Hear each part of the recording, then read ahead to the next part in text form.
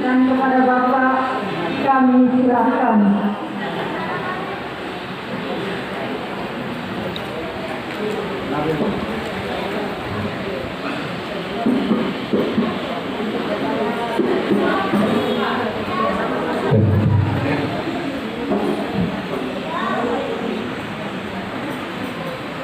Assalamualaikum warahmatullahi wabarakatuh.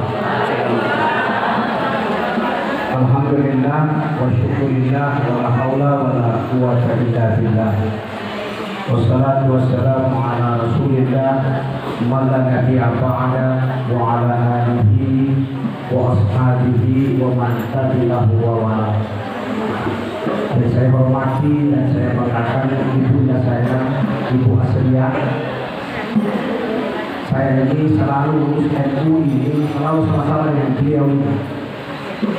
Jadi kalau ada orang undang bilang salam dari Ibu Asriya, sudah berdaya untuk saya. Insya Allah pasti saya hadir, kecuali saya tidak berada di Palu. Jadi kemarin Ibu saya telepon saya, ini acara muslimat, salam dari Ibu Asriya. Sudah siap. Kali ini saya masih di kebun.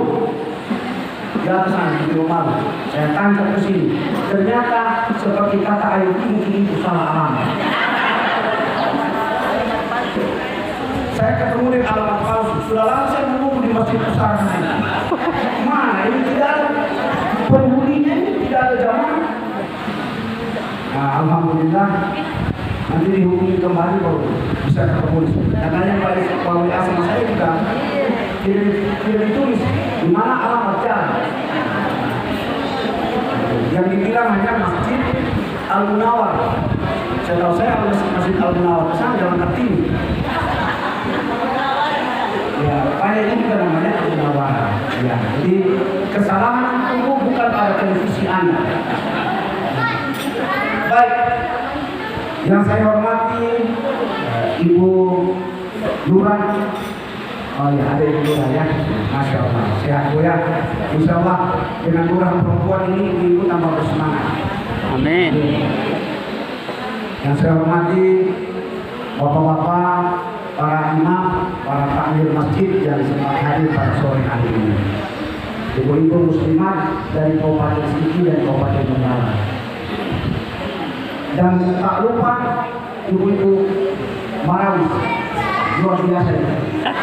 Tadi, nah, juga kira-kira bantu promosi, siap. Insya Allah nanti kita akan undang dalam acara-acara NU. Kebetulan saya di pengurus wilayah, saya itu salah satu wakil ketua di NU. Bapak Ibu sekalian yang dirahmati Allah, kita bersyukur alhamdulillah sore ini kasih sehat walafiat. Kesehatan ini penting, terutama dalam kondisi corona seperti ini. Kita harus selalu menjaga 3 hal: iman, imun, dan aman. Iman, imun, aman. Kalau sudah 3 itu kita jaga. Caranya gimana? Menjaga, pakai masker, ya kan? Cuci tangan, apalagi jaga jarak. Jadi bapak-bapak bilang begini, biarlah kami para lelaki yang pakai masker, yang penting ibu-ibu di rumah pakai daster. Kan daster dengan masker kan beda-beda tipis. Ya, Bapak Ibu sekalian yang dirahmati Allah, kesehatan ini penting. Hari ini kita memperingati sebuah peristiwa sejarah yang biasanya kita kenal dengan nama Isra dan Mi'raj. Isra dan Mi'raj itu terdiri dari 2 kata. Satu Isra, yang kedua Mi'raj. Yang mana yang disebut dengan Isra itu? Isra itu perjalanan dari Masjidil Haram ke Masjidil Aqsa. Dari Masjidil Haram di Makkah, kemudian ke Masjidil Aqsa di Palestina. Itu jarak antara Masjidil Haram dan Masjidil Aqsa itu kurang lebih 1632 kilo. Kalau di zaman Nabi dulu, jarak itu biasanya ditempuh dengan perjalanan kuda, tidak ada pesawat.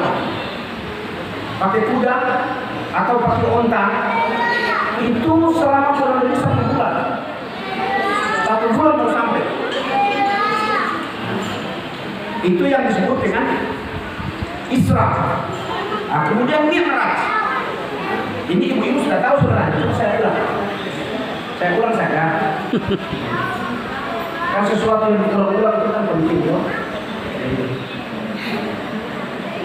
Dan Mi'raj yang disebut dengan Mi'raj itu adalah perjalanan dari Baitul Maqdis.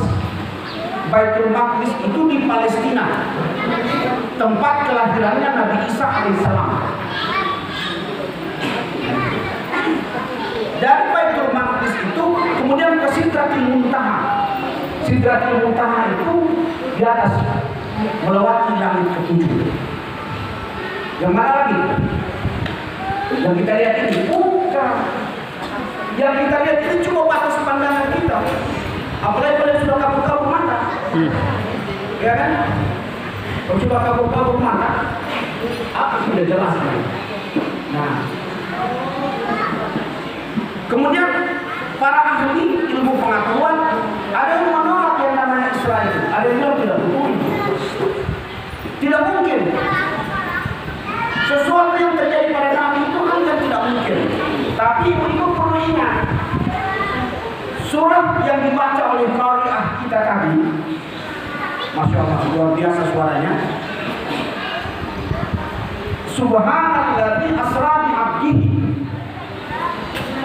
Ayat ini diawali dengan kalimat subhana. Subhana itu kalau dalam menurut ahli tafsir para ulama itu disebut namanya kalimat ta'ajjubiyah. Kalimat ta'ajjubiyah itu kalau ada ayat yang diawali dengan kata atau kalimat ta'ajjubiyah menunjukkan bahwa peristiwa yang akan diceritakan oleh Allah setelah itu adalah peristiwa yang luar biasa. Dan ternyata benar, yang Allah cerita sesudah kata subhana itu adalah Isra dan Mi'raj. Ini sesuatu yang luar biasa. Di mana luar biasanya itu? Ibu-ibu kalau naik pesawat ke Jakarta berapa jam? Hampir 2,5 jam. Kalau dapat pesawat langsung 2 jam. Sekarang tambah dulu. Nabi melakukan Isra dan Mi'raj itu hanya kurang lebih 1/4 malam. Karena diberangkatkan setelah salat Isya dan kembali ke Isya tengah malam. Belum waktu subuh. Kembali lagi ke Makkah. Itu belum waktu subuh. Jadi ilmuwan yang tidak ada sentuhan ilmu agama, dia bilang tidak benar itu. Masa Nabi dari Makkah ke Baitul Maqdis yang 1.000 kilo lebih itu, kemudian naik lagi ke Sidratul Muntaha, kembali lagi dalam waktu 1/4 malam, itu tidak masuk akal. Mereka lalu kemudian menolak yang namanya Isra dan Mi'raj. Itu. Yang kedua, Nabi dari Mi'raj itu Baitul Maqdis ke Sidratul Muntaha. Ini para ilmuwan juga menolak itu. Dia bilang tidak betul itu. Kenapa? Karena kalau Nabi itu berangkat dari Masjidil Aqsa ke Sidratul Muntaha, tentu dia melewati matahari. Ya, ya. Kalau Nabi melewati matahari, pasti jasad Nabi terbakar. Hancur, terbakar. Nah itu. Tapi lalu kemudian Al-Quran menjawab bahwa kendaraan yang digunakan oleh Nabi itu namanya borak. Borak itu dalam bentuk jamak. Dalam bentuk jamak artinya 3 kali lipat kecepatan cahaya. Mufradnya barqun. Barqun itu 1 cahaya. Kalau Nabi menyebut borak, itu berarti berkali-kali lipat kecepatan cahaya. Dan ternyata benar. Kendaraan yang digunakan oleh Nabi itu berkali lipat kecepatan cahaya. Jadi wajar kalau semua itu bisa terjadi kepada Nabi.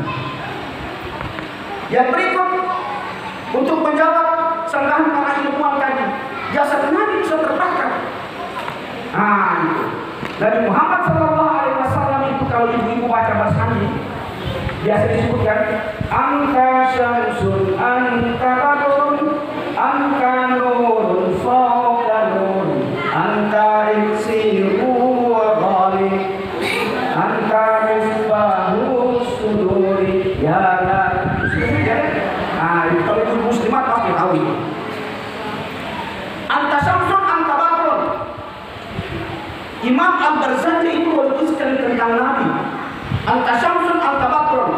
Engkau ini laksana cahaya bulan purnama, cahaya matahari dan cahaya bulan purnama. Anta nurun fawqa nur. Nah itu. Engkau ini adalah cahaya di atas cahaya. Jadi Nabi Muhammad SAW itu dikatakan oleh para ulama kita, bahkan di dalam Al-Quran dalam surah An-Nur dikatakan, ya, bahwa Nabi Muhammad SAW itu adalah cahaya di atas cahaya. Nurun ala nur. Nah itu ayat. Nurun ala nur. Cahaya di atas cahaya. Nah kalau Nabi Muhammad itu cahaya di atas cahaya itu, kira-kira cahaya apa lagi yang bisa meredam cahaya Nabi Sallallahu Alaihi Wasallam? Tidak ada lagi cahaya di atas cahaya Nabi Muhammad SAW. Itulah sebabnya kenapa jasad Nabi itu tidak terbakar, Ibu. Karena Nabi Muhammad itu cahayanya melebihi dari cahaya matahari. Anda nur fawqa, dia cahaya di atas cahaya. Apa buktinya Nabi Muhammad itu cahaya di atas cahaya? Begini, Sayyidina Abu Bakar, ini mantuanya, ya, anaknya Abu Bakar itu namanya Aisyah. Ibu itu kan sering dengar, lagu itu Aisyah istri Rasulullah. Nah, nanti kalau undangan saya ceramah tentang Aisyah. Jangan itu semua, nanti ibu aslinya sudah tidak undangan saya. Bapaknya Aisyah itu namanya Abu Bakar. Sayyidina Abu Bakar itu kalau berjalan, kadang dia berada di belakang Nabi, kadang di samping kanan Nabi, kadang di samping kiri, kadang juga di belakang. Suatu saat Nabi bertanya kepada Abu Bakar, ya Abu Bakar, kenapa itu kalau jalan kadang di belakang, kadang di samping kiri kanan, kadang di depan? Kata Sayyidina Abu Bakar, ya Rasulullah, saya khawatir nanti saya bakal menginjak bayangan Anda. Nabi lalu kemudian bertanya, memangnya saya punya bayangan? Barulah Abu Bakar tersadar di situ. Ternyata Nabi itu kalau berjalan tidak ada bayangannya. Coba. Kalau kita ini kan tinggi 1 meter kotor, bayangan sudah 3 meter ke belakang. Karena tidak ada cahaya.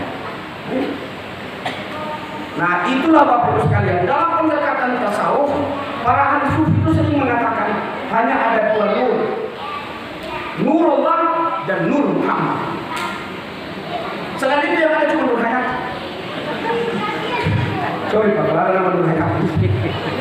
Banyak ya. Dalam pandangan sufi itu hanya ada 2 nur, yaitu Nurullah dan Nur Muhammad. Nah kalau Nabi Muhammad itu sudah dikatakan Nur Muhammad itu Nurun ala nur, maka tidak ada lagi cahaya di atas cahaya kecuali Nabi Muhammad SAW. Itulah sehingga cahaya Nabi Muhammad ketika diangkat dari Mi'raj dari Baitul Maqdis ke Sidratil Muntaha, itu jasadnya tidak terbakar oleh sinar matahari. Bapak Ibu sekalian yang dirahmati Allah, para ahli sejarah itu mencatat kenapa Isra dan Mi'raj itu terjadi kepada Nabi Sallallahu Alaihi Wasallam. Tahun terjadinya Isra dan Mi'raj itu oleh para ahli sejarah disebut dengan Amul Hazan, tahun kesedihan. Kenapa Nabi itu sedih? Nah, jadi Isra Mi'raj itu dalam rangka menghibur Nabi. Allah perintahkan kepada Jibril jemput Nabi Muhammad SAW, diperjalankan. Nah, Isra dan Mi'raj itu sekaligus menghibur Nabi. Nah, ada 2 peristiwa sejarah yang terjadi waktu itu. Yang pertama meninggalnya paman beliau namanya Abu Thalib. Abu Thalib ini orang yang sejak dari kecil selalu mendampingi Nabi, merawat, memelihara, kemudian semuanya. Makanya disebut dengan Abu Thalib itu karena memang beliau itu selalu, selain namanya karena Abu Thalib, memang dia adalah seorang kakek, seorang paman, bukan kakek paman ya, seorang paman yang sangat bijaksana. Ketika dia wafat, Nabi betul-betul merasa terpukul, sedih atas meninggalnya Abu Thalib. Yang kedua, kesedihan Nabi itu belum lama meninggalnya Abu Thalib, Nabi kembali dilanda kesedihan meninggalnya Siti Khadijah, istri Rasulullah SAW. Ketika meninggal Siti Khadijah, Nabi itu betul-betul merasa kehilangan. Kira-kira kalau saya bisa bahasakan, kata Anang Hermansyah. Kenal Anang Hermansyah? Ya kan? Suaminya Ashanti. Nah, doakan ya supaya Ashanti cepat sembuh. Sudah sembuh? Luar biasa, rupanya boleh kecepatan. Ketika istrinya Anang Hermansyah meninggal, bukan meninggal, menikah, yang satunya, yang pertama. Siapa nama bu? Istri yang pertamanya? Krisdayanti. Apa le? Menikah dengan orang timur itu. Dari ustaz itu harus tahu tentang artis. Ibu-ibu kira ini ustaz ini cuma tahu ustaz surga neraka. Bukan. Sekarang kita juga harus ikuti itu. Cek. Guys, hai guys, begitu. Kira-kira begitu. Ketika menikah Krisdayanti, apa kata Anang Hermansyah? Sebagian jiwaku telah terbawa pergi. Itu sebagian. Tapi ketika Khadijah menikah, seakan-akan jiwa Nabi itu terbawa pergi dengan meninggalnya Khadijah. Bagaimana cintanya Nabi kepada Khadijah radhiyallahu anha. Saya mau kasih tahu resepnya ini. Mau ibu? Mau tahu bagaimana kenapa Nabi itu betul-betul merasa kehilangan ketika meninggalnya Khadijah? Dua saya mau bilang, biar ada oleh-oleh ibu-ibu bawa pulang. Ya, jadi biar semua. Kalau biar semua nanti tidak digunakan. Khadijah itu wanita yang paling murah senyum. Terkenal sebagai wanita yang paling murah senyum. Makanya Nabi mengatakan dalam hadisnya itu, tabassam kawani akhika fahuwa sadaqah. Beri senyum kepada saudaramu karena itu sadaqah. Ya, ibu-ibu setelah sekalian harus latihan senyum. Senyum. Ada orang bilang, benar pergi tinggal dua. Oh bukan. Urusan ini tinggal dua kita yang penting senyum. Senyum kan tidak ada ongkos semua ya. Cukup tarik video sedikit selesai. Ya kan? Ada bilang, bagaimana kalau pakai masker? Senyum saja. Biar tidak dilihat dan senyum. Khadijah itu wanita paling murah senyum. Ketemu orang senyum. Kita kalau lihat orang senyum kan senang juga kita. Ya kan? Senyum kan? Apalagi kalau yang senyum itu ibu-ibu yang sangat cantik dan jelita. Kalau jelita, jelang 50 tahun. Ini jelita namanya, jelang 50 tahun. Nah, kalau lihat orang senyum kan, tetangga sama tetangga mau kemana? Coba senyum, ketemu pagi yang pas aku senyum. Dia mau balas atau tidak, yang penting senyum. Dia ada ibu salah paham. Begitu pulang habis dari pengajian, dia tuh senyum terus sudah dia. Suaminya mulai curiga, ini ada apa ini? Ibu senyum terus. Tidak. Begitu malam kau punya HP istrinya tuh. Suaminya lihat, dia lihat is beautiful. Suaminya bilang, sudah ini geng, gara-gara ini kau senyum terus tiap hari. Siapa yang SMS kau itu is beautiful? Siapa yang SMS kau itu? Curiga sudah itu Pak Ibu apa? Pokoknya kasur melayang, batang melayang, sudah lari dia tidak ada. Sudah berani Pak Ibu ini Pak. Istrinya bangun, ada apa Pak? Kamu tinggal malam. Itu siapa yang SMS kau? Pasti gara-gara ini. Berapa hari saya lihat kalau senyum-senyum saat ini di belakang. Biar bapak basah, baju cuci, semua senyum. Ini gara-gara ini. Istrinya coba kemarin HP kita mau lihat apa? Begitu dia lihat, halo bapak, kalau baca HP, SMS pakai kacamata. Kenapa? Ini bukan is beautiful, ini baterai full. Rupanya ini bapak salah paham. Ini baterai full. Ayo, jadi senyum. Yang kedua Nabi kalau Siti Khadijah itu, kenapa sampai sangat dicintai oleh Nabi? Siti Khadijah itu tidak pernah menjemput Nabi di dalam rumah. Begitu pulang Nabi, Khadijah sudah di depan pintu. Makanya ibu kalau mau jadi Siti Khadijah, praktek memang pulang sewajar. Ya kan? Yang ada suaminya. Kalau yang tidak ada suami terus mau jemput suami orang. Makanya kalau jemput suami orang suaminya saja. Begitu Nabi pulang, Khadijah itu sudah mati dia, sudah mati, sudah pakai wangi-wangian, bahkan dia sering bertanya kepada Nabi, wangi-wangian apa yang Anda suka? Aduh, ada kutu mobil kita ini. Kau kemana? Dia di sini ya, Hamai. Mobil Hamai. Lalu kinamu. Orang rumah ini, Masya Allah. Dan kamu kemana? 20.000 ya Pak. 12 ya. Ya, kita ini di sini ya, sangat jauh. Dan orang juga alhamdulillah. Nggak ada di sini. Nah, dia sudah rapi, siap menjemput Nabi. Makanya ibu kalau mau jadi Khadijah prakteknya langsung tanda. Begitu pulang Pak Ibu, kan senang juga Bapak Ibu Pak. Ya, dijemput istrinya sudah mandi, Masya Allah. Begitu salaman, bawa masuk di kamar, buk semua bajunya. Selanjutnya tidak perlu Anda tahu. Itu cara membahagiakan suami, ya kan? Itu salah satu cara. Nah, itu yang membuat kenapa Nabi itu sangat merasa kehilangan meninggalnya Khadijah ini. Nah itu, jadi cukup dulu cerita hari ini ya, nanti dikaitkan. Masih banyak kelebihan yang Khadijah, dua saja saya bilang. Bapak Ibu sekalian yang dirahmati Allah, hasil dari Isra dan Mi'raj itu adalah Nabi menerima perintah salat. Pertama salat yang diterima itu 50 waktu dan tidak sampai. Begitu Nabi turun sampai di langit ketujuh, ketemu dengan Nabi Musa. Nabi Musa bilang, ente balik dulu, minta dikurangi. Nabi balik lagi, minta dikurangi. Turun lagi ketemu Nabi Musa. Nabi Musa bilang, minta lagi dikasih kurang. Baru 25 dikasih kurang, setengahnya. Minta lagi, dikasih kurang. Nabi balik lagi minta, dikurangi dari 5. Turun lagi Nabi, ketemu dengan Nabi Musa. Apa Nabi Musa bilang, minta lagi dikasih kurang. Pasti umatmu tidak sanggup menjalankan di bawah sehari semalam. Apa kata Rasulullah? Sudah malu saya kepada Allah. Biarlah umat itu saya. Maka kita melaksanakan salat di bawah. Ya, di bawah.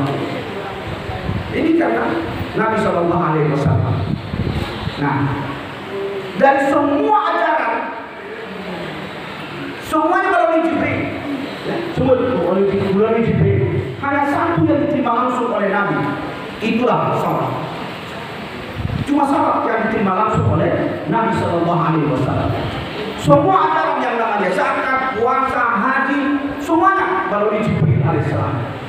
Tapi salat diundang khusus Nabi Shallallahu Alaihi Wasallam untuk menerima perintah salat langsung di hadapan Allah Subhanahu Wa Taala. Satu-satunya ajaran. Itulah Bapak Ibu sekalian. Kenapa salat itu dikatakan dalam hadis Nabi as-salat imanuddin. Salat itu tiganya agama. Masjid ini bisa kokoh karena ada 4 tiang ini sebagai penyangga. Itu permohonannya. As-salat imanuddin. Kalau agama kita mau kokoh, laksanakan salat. Laksanakan salat. Kalau salat berdiri tidak bisa karena Nabi asam aurat. Nggak pernah. Asam aurat. Bukan asam aurat. Asam aurat. Asam urat ya. Bebas sama aurat. Asam urat. Tidak bisa berdiri salat dalam keadaan duduk. Duduk juga tidak bisa. Boleh salat dalam keadaan berbaring. Ya kan? Ada 2 koplet. Tunggu. Tidur saja. Gampang itu. Salat dalam keadaan berbaring. Berbaring juga sudah tidak bisa. Salat di dalam hati. Di dalam hati juga tidak bisa. Bungkus di tanah. Artinya susah. Bayangin itu mati. Dalam hati juga sudah tidak bisa. Bungkus saja di tanah. Cuma. Nah itu. Ya kan? Nah jadi itu bapak-bapak ibu. Diberi kemudahan. Tidak ada alasan bagi kita untuk tidak salah. Bahkan Nabi mengatakan dalam hadisnya, al-farqu bainal mu'min as-salat.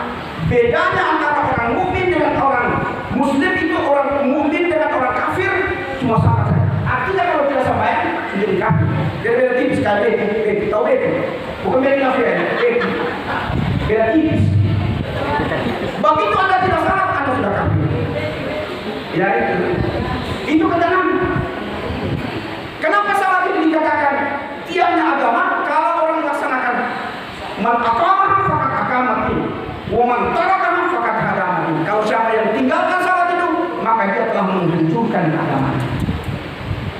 pentingnya salat itu Pak. Jauh nanti kena dari musim haram dari turun makmus itu sudah segeratin mutaha. Kalau lagi sampai pada ini lagi. Iya kan? Nah itu ya. Nah, salat. Banyak hikmah yang kita peroleh dari salat itu. Yang pertama, orang itu kalau salat kan imam bilang, "Sawu sufufakum." Di sini mau ingat, "Sawu sufufakum." Fa inna tasjudata sufufi min tamam salat. Luruskan safmu, rapatkan barisanmu.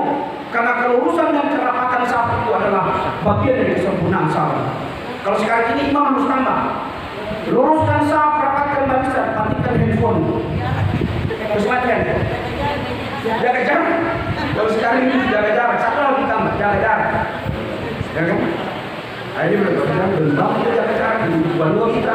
Dia tutup mobil. Kalau mau jaga jarak kita ini, iya kan? Nah, jadi luruskan saf, rapatkan barisan. Setelah itu kita angkat takbiratul ihram. Ya. Allahu Akbar. Angkat takbiratul ihram. Ini tanda apa nih, Bu? Tanda penyerahan diri kepada Allah.